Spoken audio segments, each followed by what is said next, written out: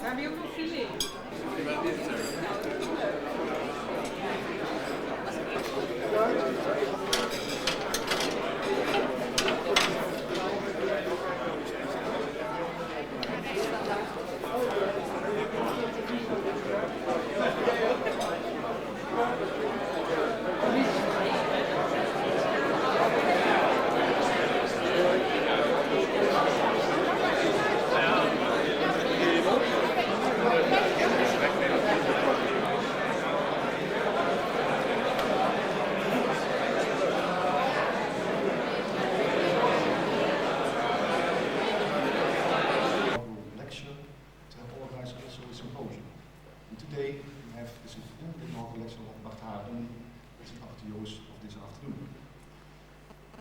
Image analysis, you see it also on the slide, is one part of the chain of image acquisition, analysis, modeling, visualization, and diagnosis.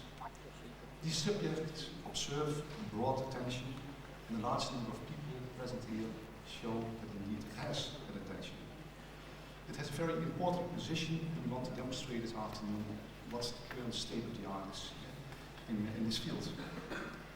In modern imaging, computers have obtained an essential role, and that is also expressed here in the title of the symposium, namely Biomedical Imaging Meets Computer Vision. I have the pleasure to guide you through the symposium, and apart from the time management, it's always difficult if you have so many people, then you have to be exactly on time. I will introduce the several speakers to you and fill up the several empty slots in between.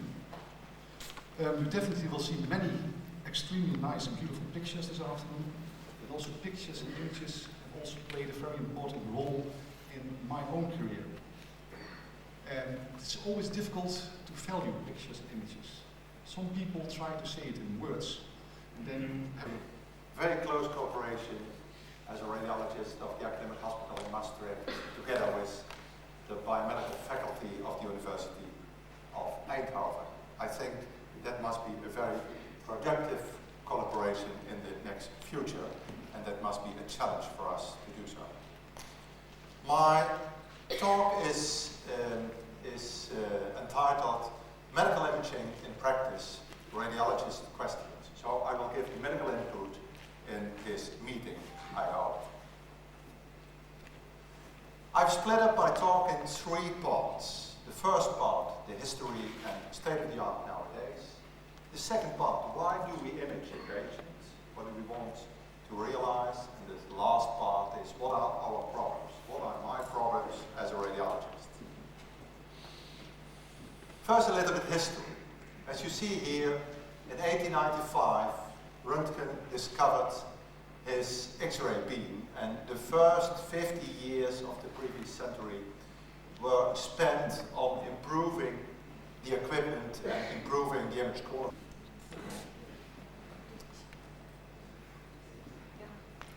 Yes, today on this happy occasion, talk about the brain as a geometry engine, and I mean that quite literally. I think the brain not just represents geometry, but actually embodies geometry. So I think of things like neurons or maybe small neural networks as best described as geometrical entities like points and vectors and tensors, etc. And obviously this is a complicated topic. I'll make it easy on you. Just pick on some of the main topics there. Of course, this is an ancient subject, and people have wondered for ages how the shape of objects gets into your mind. And the early ideas were like the objects actually enter the eyes. Of course, they have to grow a little smaller to actually pass the pupil. So this is a somewhat problematic theory. And then you can have this other idea that maybe it's like feeling, like using a blind man's cane. And you could have these visual rays issuing force from the eyes and actually touching the object would be a little easier.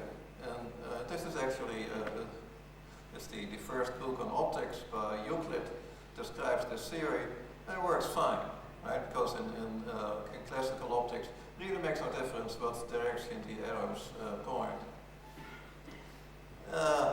Later, of course, people realized that, well, there has to be, that there are other problems, like, for instance, the nasty problem that we have two eyes, and we see only a single image. How is that possible? Right, so Descartes actually saw that we have this center. This is one of the few things in the brain that is not bilaterally split. So this could be the seat of the soul, right? And the images of the two eyes could actually combine to a single image.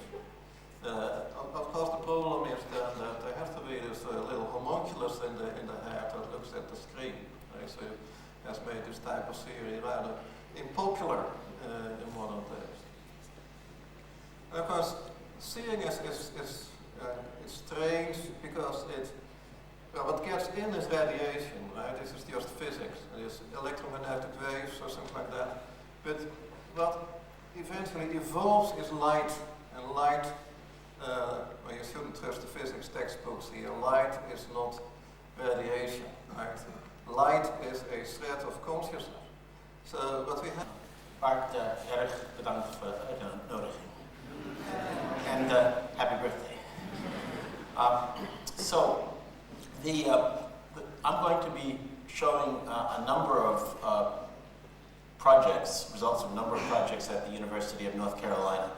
And although I am the leader in one of them, others are led by Elizabeth Bullitt, who is a neurosurgeon, and Edward Cheney, who is the chief medical physicist in radiation oncology, and by Guido Gehrig, who is a professor in both psychiatry and computer science and head of the neuroimage lab, all members of the Medical Image Display and Analysis Group, MIDAG, and I want to credit them and all the other people who worked on these projects.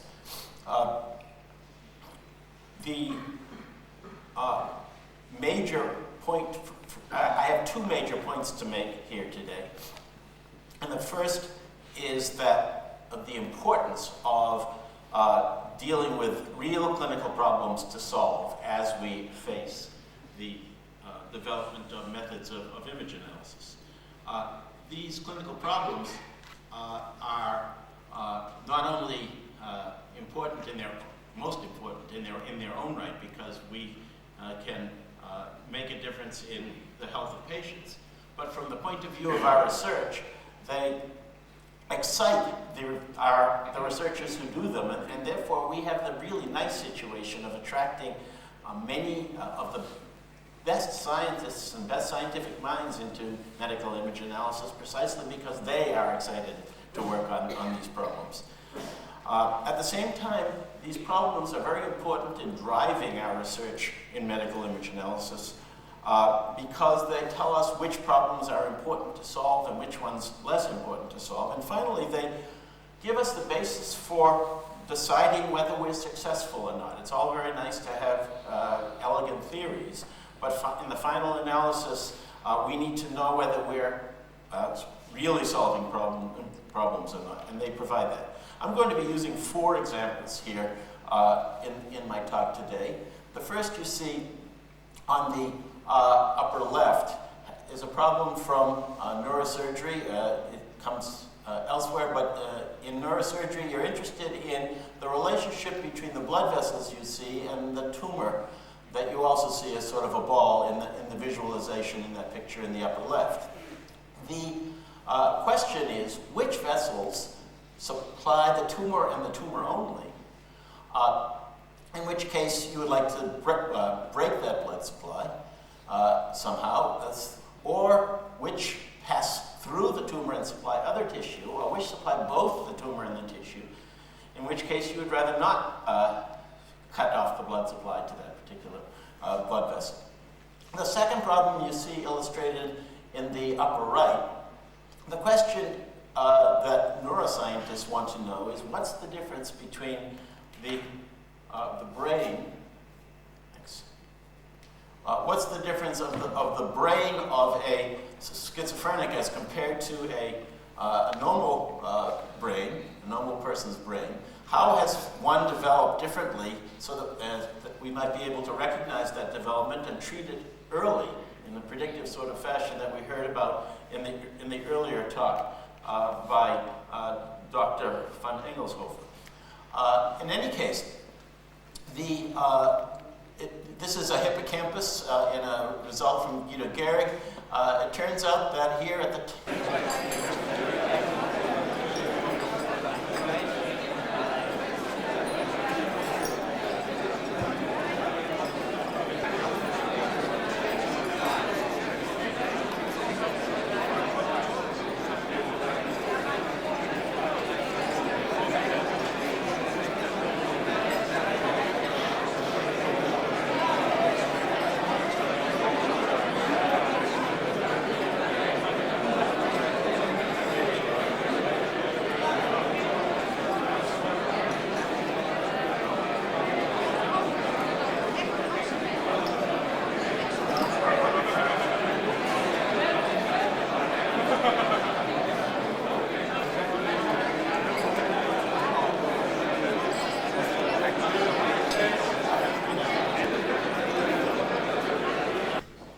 Our next speaker is partly from our own grounds, as you can see.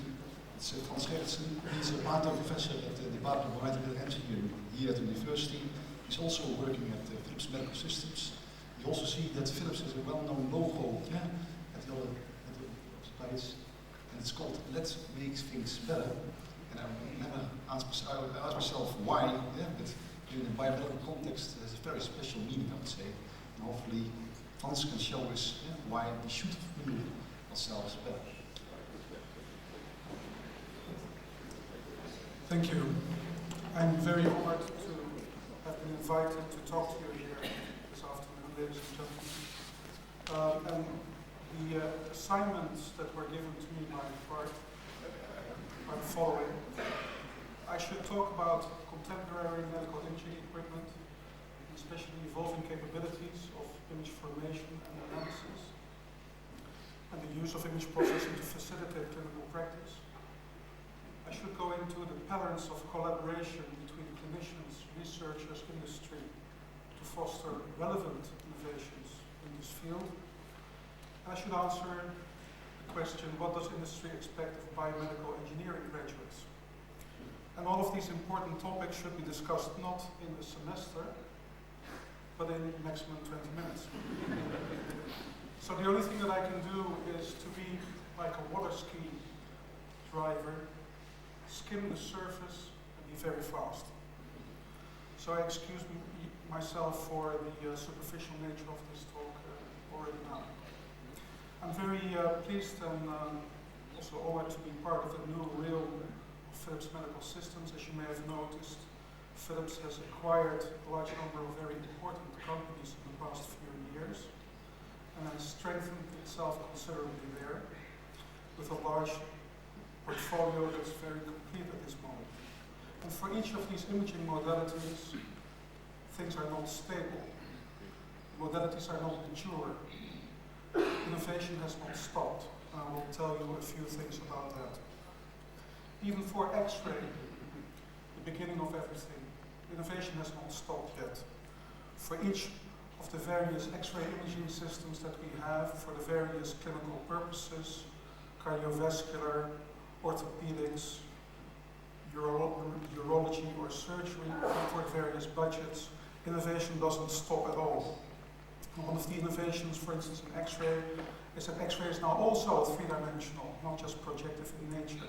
And here you see a neural aneurysm imaged in 3D with rotational angiography and fan beam reconstruction. Also ultrasound, very well known to most people in the field. Innovation doesn't stop. Here you see vascular quantification in the carotid with color flow Doppler. You see imaging. Okay, my intention is to discuss the increasingly important role of image analysis and visualization for surgery simulation and navigation based on our experience in the research unit medical image computing. Okay, so the research unit is located in the University Hospital Gasthuisberg in Leuven, and it is a joint initiative of the Department of Electrical Engineering and Electronical Engineering, which is called Pizer for short, and the Department of Radiology of the Faculty of Medicine. Engineers and physicists closely collaborate with physicians from different hospital departments, such as those listed here under radiology.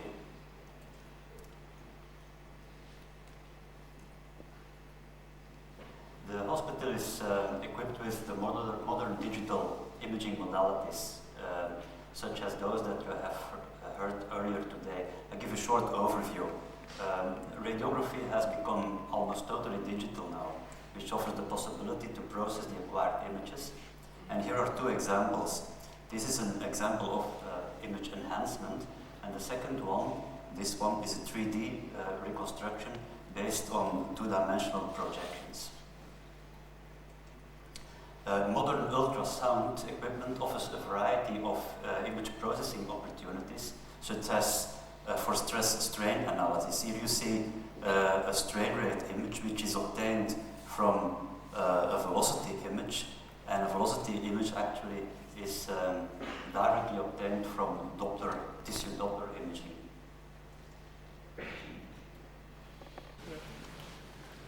Okay. I would like to invite all speakers this afternoon to come back to the podium within a small group. So, Jos van Engelshoven, Steve Pizer, also Frans Gerritsen. Please come.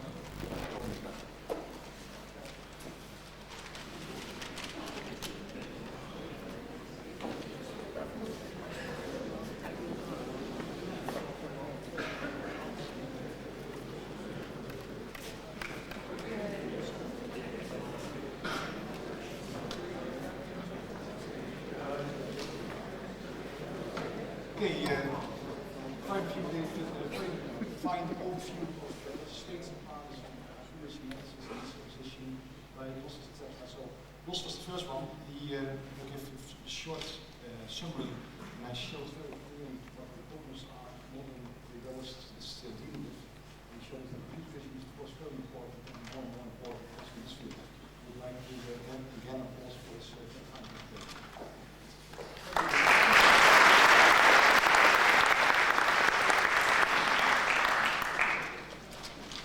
Vision is of course number one, but vision in fact is very difficult as you show. We know it all from daily life, but it also shows that really show that it's indeed very, very difficult to get a real image.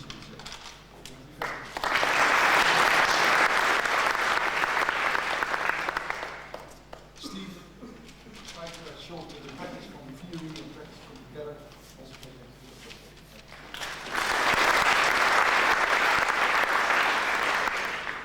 Also Frans Gerritsen showed the importance of the cooperation between industry and scientific work, and he's of course a person who tries to do himself, so we have to take him.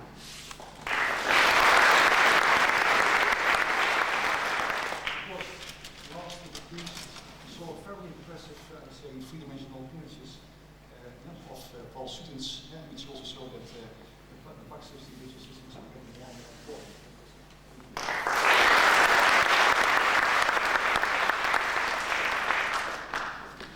Good. Yep. It may be very nice to hand over your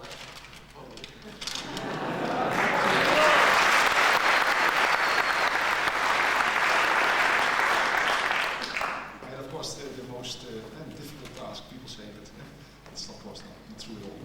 Okay, we now have a break, and then in fact the big thing will happen, I would say. That's why we all are here, of course, today.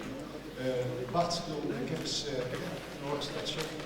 It's by tradition in Dutch, so I will say it once in English. Looking, seeing, and deciding the role of modern biomedical image analysis. And in Dutch, of course, it is kijken, zien en beslissen. Nou, ik dacht dat het beslist